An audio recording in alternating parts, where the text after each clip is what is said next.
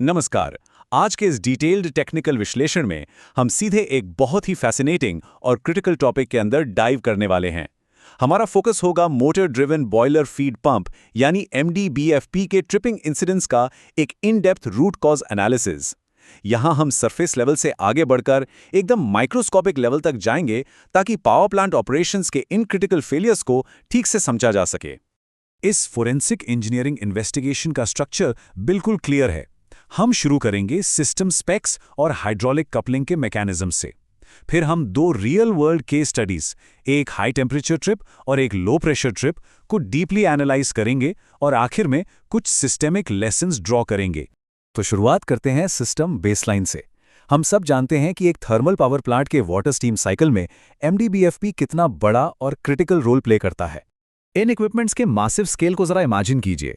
यहां भी FP main motor की कैपेसिटी 9000 किलोवाट है। इस 3 stage barrel casing centrifugal pump को 970 क्यूबिक मीटर पर आवर के डिजाइन फ्लो रेट लगातार मेंटेन करना पड़ता है, और इस जायंट सिस्टम को स्मूथली चलाने के लिए हाइड्रोलिक कपलिंग टैंक में 1500 लीटर ऑयल कैपेसिटी की जरूरत होती है। ये नंबर सच में इस इक्विपमेंट के स्केल और कॉम्प्लेक्सिटी को दर्शाते हैं। इस डिटेल्ड आर्किटेक्चर को देखने पर एक बहुत ही इंटरेस्टिंग चीज नोटिस होती है। वो 9000 किलोवाट की मोटर सीधे पंप से कनेक्ट नहीं होती। इन दोनों के बीच एक कड़ी है, एक critical intermediary piece of equipment जो पावर ट्रांसफर का पूरा भार उठाता है। और ये इंटरमीडिएरी पीस है हाइड्रोलिक कपलिंग। आइए इस वाइथ टर्बो हाइड्रोलिक कपलिंग के मैकेनिक्स को डिटेल में समझते हैं। यही इस पूरे पावर ट्रांसफर सिस्टम का दिल है। इस डिटेल्ड क्रॉस सेक्शन एनिमेशन में इस सीक्वेंस को क्लियरली देखा जा सकता है।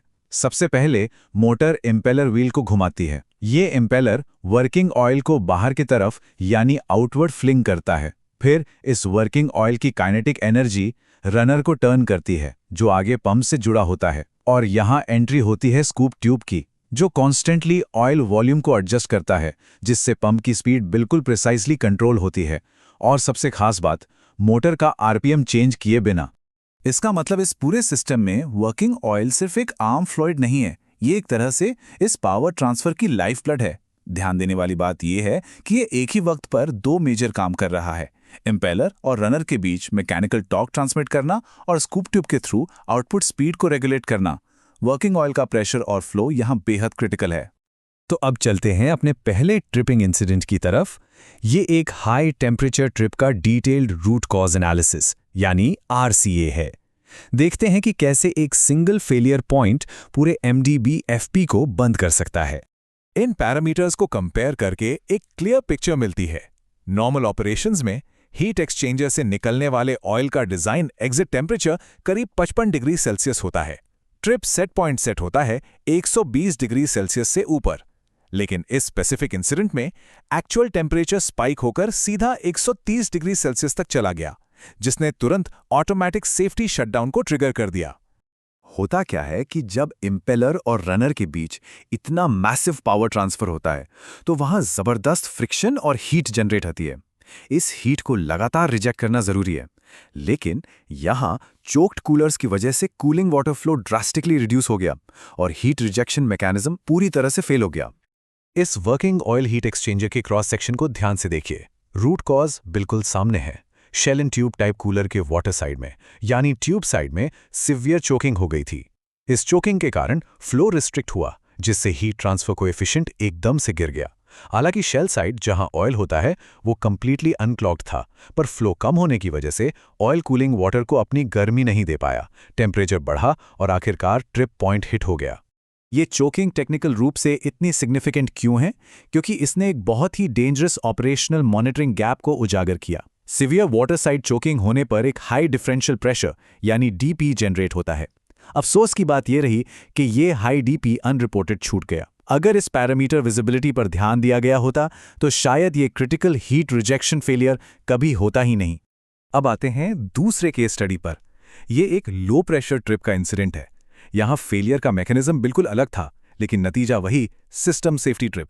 जब इनिशियल इन्वेस्टिगेशन हुई तो मेंटेनेंस टीम को लगा कि शायद BFP ऑयल फिल्टर क्लॉग हो गया है, जिसका नॉर्मल DP 0.8 बार के आसपास होता है।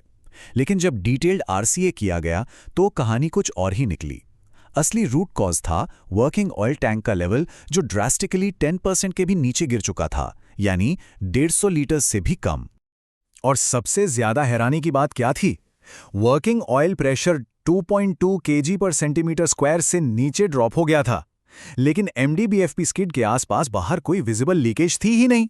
ये एक बहुत ही क्लियर इशारा था इंटरनल लॉस या हिडन कंजम्पशन का, जिसे सिर्फ विजुअल इंस्पेक्शन से पकड़ा नहीं जा सकता था।